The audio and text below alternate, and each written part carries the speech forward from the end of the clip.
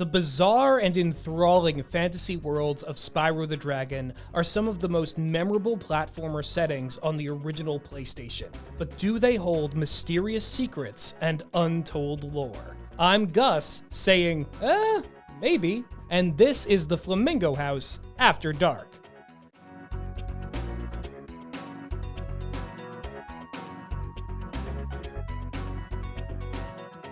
Now, before I really get going, I just want to ask the audience to take everything I'm about to say with a grain of salt. None of this is officially confirmed by Insomniac. A lot of this is based on inferences, and the point of this is not to say that this is definitive canon or that I've unfurled some deep, secret truth to the Spyro lore. This is just kind of having fun and speculating. We can do that, right? Right? Okay. So, the history of all of these games really begins in the Forgotten Realms. Not the D&D Forgotten Realms, a different Forgotten Realms. The setting of Spyro the Dragon 3. These are ruled over by the sorceress since an ancient time, but at one point, this is where at least a portion of the dragon population was. We don't know if they originated here and this was their original homeworld. We don't know if all the dragons that were ever in the world at that time resided here, but we do know that they lived here, and when the sorceress banished them, the magic of that world started to fade. And we can presume that this happened a really, really long time ago because the way that the characters in the setting, including some pretty old ones, talk about dragons, it's like it's a distant memory, a legend of a different time. There's probably like history that is known to the world, but it's far beyond the recent memory of especially like the young people in the world. Now, we'll get back to the sorceress and how she handled the lack of magic in the Forgotten Realms, but I like to believe that wherever the dragons were banished to, the other side of the world, as it is stated in Year of the Dragon, is somewhere around where our standard Dragon Realms, where the first game takes place. Either dragons came here after the banishment, or some were already there and they were joined by the Forgotten Realm dragons. This could be before or after the 5 major dragon realms were established, those being the artisans, the peacekeepers, the magic crafters, the beast makers, and the dream weavers. And I think what is really fascinating about these worlds is that if we are to assume that dragons make the worlds that they inhabit more fantastical, I think these dragon realms are kind of proof positive about that, especially as you get further into the game. The artisans and peacekeepers are the most low magic setting. I like to think that there is some magic in painting a nice painting or sculpting something beautiful, doing the arts. But the artisans, the levels are very mundane. There aren't significantly bizarre and strange enemies. Even the boss of this is sort of using subterfuge rather than a supernatural element to its attacks, design, and level. Pretty scary skybox though, all things considered. The same thing goes for the Peacekeepers world. A lot of the threats you see and a lot of the dragons themselves seem to be fighting with conventional weaponry. The boss of this one is Dr. Shemp, who, while he is potentially a witch doctor, he doesn't seem to demonstrate any magic and just thwacks you with his staff. The beginning of the proper magic in these games comes about in the Magic Crafters world, and I'd say that the Dream Weavers, in addition, is also the most evidently out of this world and magical. But we shouldn't sleep on the Beast Makers. The implications of just there being a job title for these dragons that is the Beast Makers, as in they create life from this like swamp of raw materials and send them out into all the worlds. This implies that the animals you've encountered in previous levels may in fact be creations of the Beast Makers. Maybe all animals at some point were creations of the Beast Makers. It's hard to say, but if the dragons have control over magic, dreams, and the very life itself that inhabits the world, it says a lot about how they are able to shape their environment and what the Forgotten Realms might have lacked once they went away. Now, this isn't to say that the dragons control all of the magic in either the Forgotten Realms or the Dragon Realms of the first game. There are many other magical creatures that seem to have abilities all their own that go beyond what the dragons can do. For example, the druids and the wizards of the Magic Crafters world are engaged in a battle of earth magic versus snow magic, it seems, with some weather magic maybe being the sort of tiebreaker in all of this, though I think the weather mages are siding with the druids, at least given that they're attacking the big blue wizards in high caves. Now, since these are enemies that yield gems upon defeat, it could be said that these are more of Gnasty Gnorc's army, because as we know from the game booklet, and I think it's stated maybe by one of the dragons in the game, but I'm not super sure. Don't quote me on that. Gnasty Gnorc used gems to create his soldier. So when you defeat them, the gem is released. The enemies do come back and don't yield gems on their second defeat. Even outside of those enemies that give gems, though, there are the fairies and the fools, who are beings that cannot be defeated and therefore seem to have a life that existed before the war that Gnasty Gnorc inflicted against the dragon race. The fairies are mostly benevolent and help you, and the fools, they're just absolutely chaotic neutral. They will hinder you and help you, and you have to bash them so that they can control the environment. They seem to be a naturally occurring part of the Dreamweaver's world that the dragons themselves who live there may need to manipulate in order to make the dreams work. And then there is Gnasty Gnorc himself, who is a known user of magic, the caster of the spell that encrystalled all the dragons in prisons of crystal. This is an incredible feat of magic, and if that and his ability to turn gems into his warriors to invade the realms are both true, we now see that magic outside of the dragon's control can be harnessed and wielded by powerful magic users. And I think the villains of the next two games further corroborate this. Ripto and the Sorceress are both non-dragon magic users. Now, when it comes to Gnasty Gnorc creating warriors through his magic, I think what's really interesting here is that the fact that most of his soldiers are Gnorcs makes sense, that he would be creating an army that would go out and fight for him. But the fact that he is also creating just about every other enemy that you encounter, many of which will attack Gnorcs or seem to be preoccupied with their own stuff, lends credence to the idea that there is more going on here than just Gnasty creating an obedient army. So here's where this theory gets a little bit dark. If the dragons were forced to go to this other side of the world and settle it and sort of reshape it in their image, maybe all of these beings there are examples of life that was here before the dragons seized this land. Perhaps the magic crafters had to fight against the druids and the wizards before they could really take control of their world. Perhaps the same is true of the banana boys in Treetop Stage. And what is true of them may also be true of the Gnorcs. Maybe at one point, Gnasty and all of his henchmen did kind of rule the roost, and the dragons beat them back in a great war. Now, this raises a question about what kind of life these beings are living. Are they simply undead? Do they just carry out Gnasty's orders? Or, more darkly, are they carrying out the actions that they held when they were once alive, unable to think or do anything else, or even leave the stages, or even the very standing points where they originate, or perhaps were cut down the first time? Now, it's obviously unclear the implications of this, but there is further evidence of spirits and souls in the Spyro world, and that is when we get into Avalar, which in the lore of the trilogy is a very strange place. One of the main things we know about Avalar is that it is a realm with no dragons.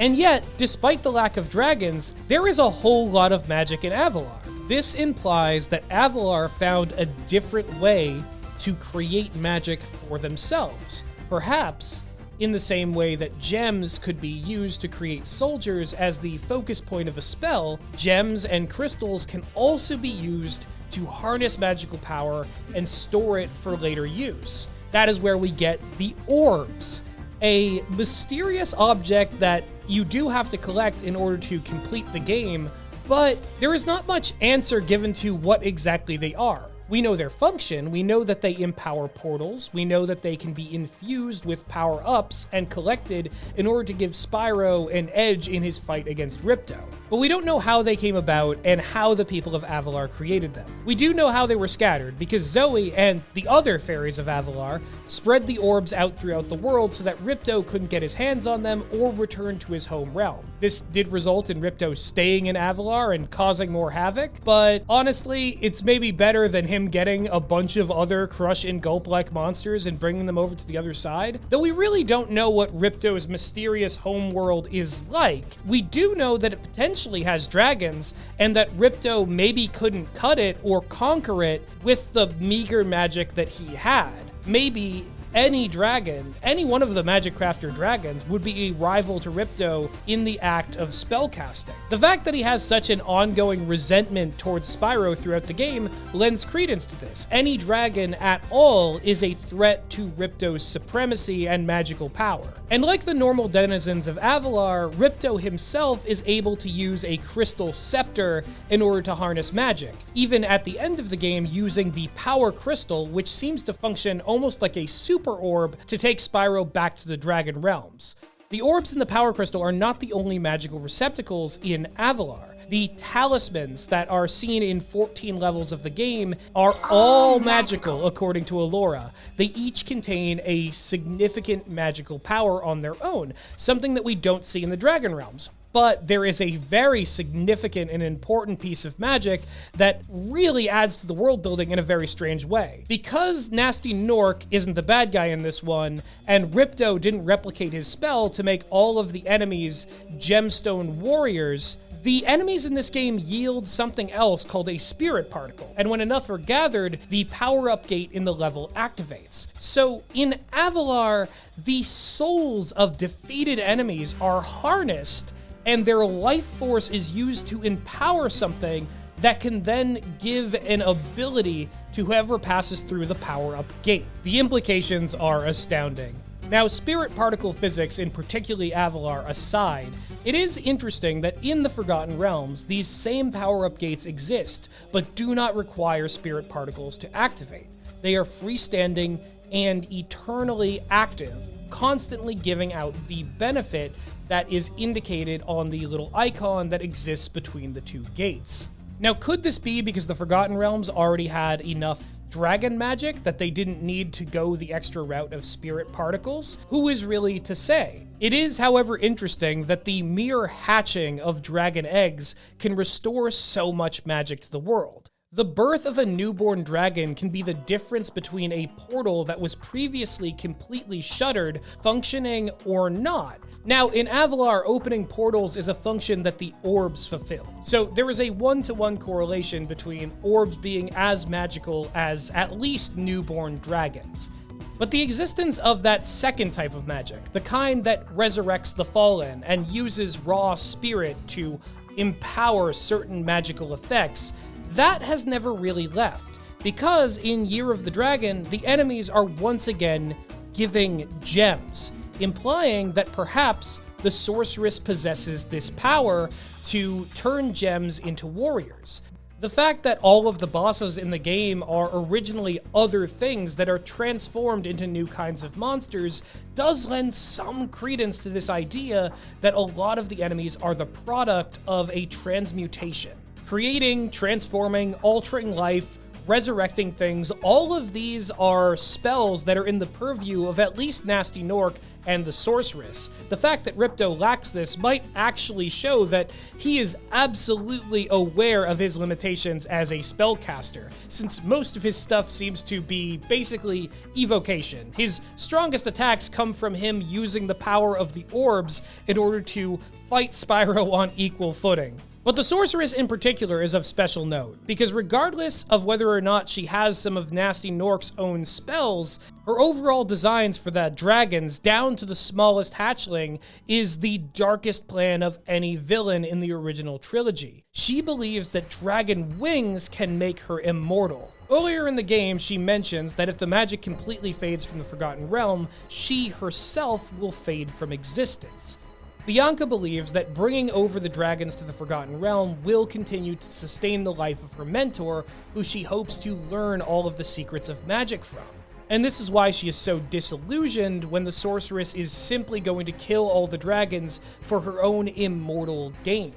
Wait a second. A spell? What did you think I was going to do with all those dragons? Open a zoo?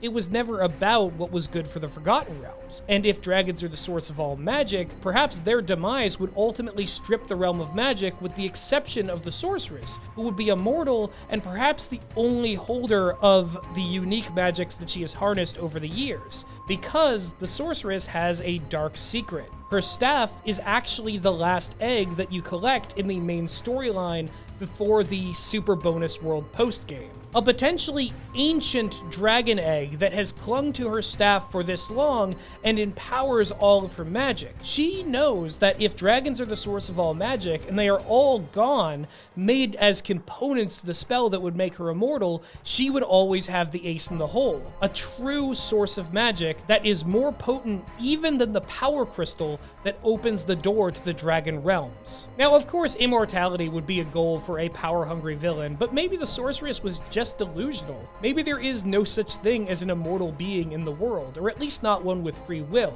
After all, if the enemies are resurrecting and repeating the same patterns over and over again, unable to move, unable to affect their world, what is the measure of an immortal being? Maybe the sorceress wanted to circumvent that and be a free-willed immortal being who could resurrect 1,000,000 times over and travel the realms at her leisure. And she does certainly hang on a little bit by surviving certain death and coming back in the super bonus worlds, but I actually think that there may be one being that fits the description of an immortal being with complete free will and control of both magic and power beyond anything else that exists in any of the games. And I'm talking about none other than our protagonist, Spyro. But Spyro doesn't inherently have this immortality as one of his standard abilities. It's bestowed on him by a very small character who is somehow almost always on screen when you're playing the game well.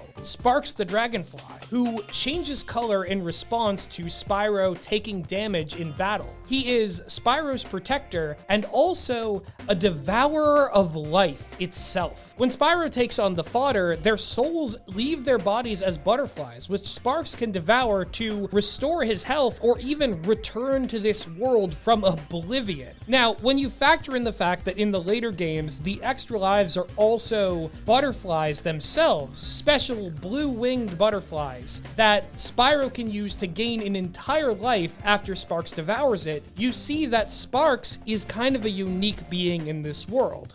Now, I know beyond the original trilogy, they try to do something with dragonflies that everybody has them, but I think it means a lot that only Spyro has a dragonfly. The adult dragons react to Sparks as if he's a unique being, not like dragonflies are a phenomena that all of them have guardians that protect them. It could be argued that what Sparks provides is far more than the sturdiness of stronger scales and a bigger body. Because with Sparks, Spyro has the ability to resurrect from death a near infinite amount of times, trying over and over again to succeed in quests that ordinarily he wouldn't be able to. Now, I know there's a lot to take in, but there is one more strange detail of the first game that I left out up until this point, and it's the existence of the pearls that fall from enemies that you have already defeated when you return. Now, these strange little pearls are not worth much on their own, and they're definitely not as directly useful as spirit particles when it comes to completing some of the objectives in the levels.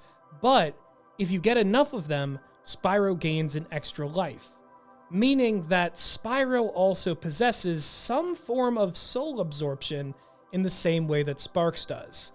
And those strange little purple boxes throughout the worlds, the ones that have little creatures in them in the Reignited, but in the original had just beady eyes.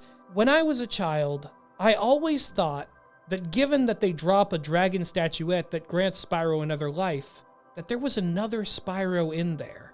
A hypothetical Spyro, a Schrodinger's Spyro, if you will, that is neither alive or dead, that becomes a new source of life for the dragon who breaks open the container.